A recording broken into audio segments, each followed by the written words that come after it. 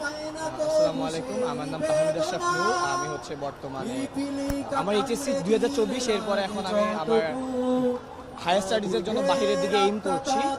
এছাড়া আমার এখানে আসার উদ্দেশ্য হচ্ছে সবার আগে হচ্ছে হাদি হত্যার বিচার, হাদি ভাই বিচার।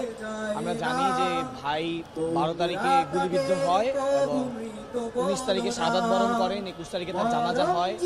এরপর আমরা প্রথম থেকেই বলছি যে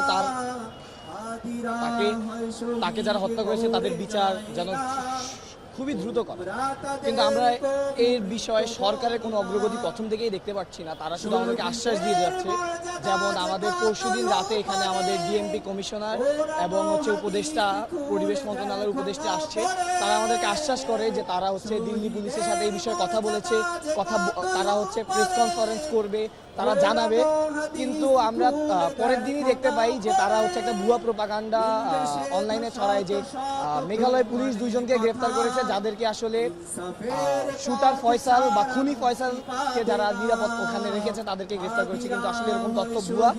বাংলাদেশের পুলিশ এবং প্রশাসন আমাদেরকে শুধুমাত্র কেবল আশ্বাস দিয়ে যাচ্ছে, আমাদেরকে তারা শাক দিয়ে মাছ ঢাকার মতো অবস্থা। তারা আমাদেরকে শুধু লুকিয়ে যাচ্ছে, কিন্তু আসলে কোনো ঘটনা উন্মোচন করতে পারছে না, কোনো অগ্রগতি দেখাতে পারছে না, শুধুমাত্র আশ্বাস দিয়ে যাচ্ছে। আমি মনে করি যে যদি তারা না পারে, তারা আমাদের জনসম্মুখে এসে স্বীকার করে নেয় তারা পারবে না, তাদের দ্বারা সম্ভব না। আমরা প্রথম থেকেই বলছি, যদি আপনারা না পারেন, আপনারা ইন্টারন্যাশনাল যেসব পুল আছে, যারা ক্রিমিনাল ধরতে পারে, আপনারা তাদেরকে এনে তাদেরকে এখানে নিযুক্ত করেন। তারা তাও পারছে না, তারা কিছুই পারছে না। তারা বারংবার তাদের ব্যর্থতার পরিচয় দিয়ে যাচ্ছে। যদি না পারে, তারা সিম্পলি আমাদেরকে বলতে পারে, তাও বলতে পারছে না। আমরা এখানে বসে আছি, বসে থাকবো। আমরা আমাদের হাদি ভাইয়ের বিচার, হত্যার বিচার এখান থেকে নিয়ে যাব। আমরা তাদেরকে গতকাল ইনকিলাব মঞ্চের পেজ থেকে আলটিমেটাম দেওয়া হয়েছে 24 দিনের। আমরা চাই 24 দিন তো আমরা আলটিমেটাম দিয়েছি, কিন্তু সরকার যেন তাদের অগ্রগতি দেখাক। আমাদের জুলাই যেন বিক্রি হয়ে যায় নাই, আমাদের জুলাই এখনো সংরক্ষিত, রক্ষিত এই সরকারের আমলে আছে, সেটা আমাদেরকে প্রমাণ করতে তারা অন্তত আমাদের হাদি হত্যার বিচার করা দরকার। আপনি একজন তরুণ, হাদিকে কবে থেকে চেনেন এবং হাদির কোন বিষয়গুলো আপনাকে এই জায়গা পর্যন্ত নিয়ে আসছে প্রতিদিন?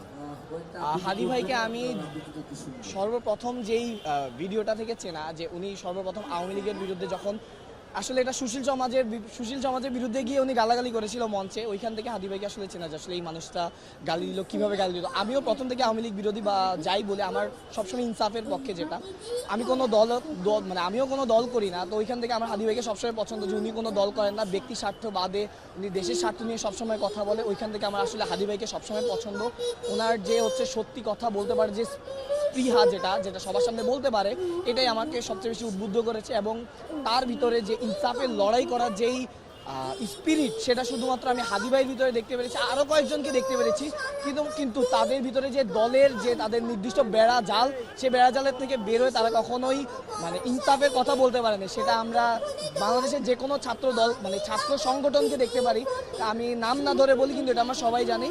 কিন্তু একমাত্র হাদি ভাই যে কোনো দল মত নির্বিশেষে, যে কোনো দলের পক্ষ না, কোনো মতকে ফ্রেমিং করার জন্য না, সে সকল দল মত নির্বিশেষে সে একাই কথা বলে যেত ইনসাফের পক্ষে। সেই জিনিসটা আমাকে বারংবার উদ্বুদ্ধ করছে এখনো। ইনশাআল্লাহ আমাকে ভবিষ্যতে উদ্বুদ্ধ করবে, যেন আমিও একজন হাদি হয়ে উঠতে পারি। এই হাদি কি এত দ্রুত নিভে যাবে আপনার মনে হয়?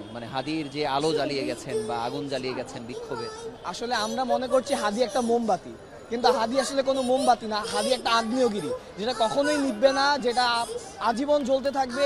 যদিও আমরা মনে করি যে হাদিরা হয়তো একবার, যেটা হয় ভলকানোর ক্ষেত্রে, একবার বার্স্ট হয়, তারপরে আবার শান্ত হয়ে যায়, হয়তো নিভবে না। কিন্তু হাদিরা এমন যে এই আগ্নেয়গিরি বারবার ফুটবে, আমাদের বুকের ভিতর ফুটবে, আমাদের বুকের ভিতর জ্বলবে। আমরাই হাদি হব ইনশাআল্লাহ। আপনাকে অসংখ্য ধন্যবাদ আমাদের সঙ্গে যুক্ত হওয়ার জন্য।